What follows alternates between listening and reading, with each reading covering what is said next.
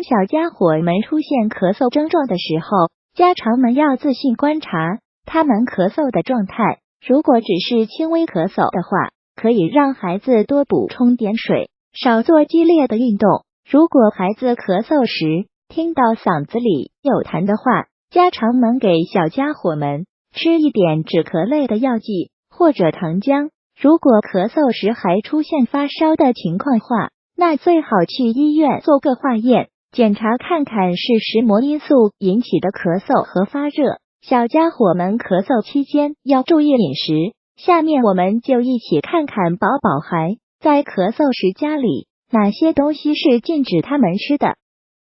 一、鱼、虾、蟹这3样东西会加重小家伙的咳嗽症状，因为它们会刺激小家伙们的呼吸道，特别是对于蛋白过敏的小家伙们更得注意。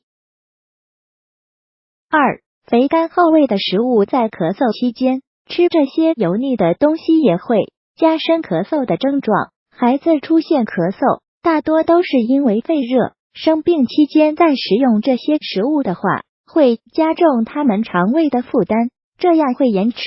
他们的痊愈时间，更容易生痰。3、寒凉的食物，特别是冷饮不能碰，因为它会刺激小家伙们的肺部和嗓子，容易闭塞肺部里的废气，同样会刺激他们的肠胃，而让他们消化不良。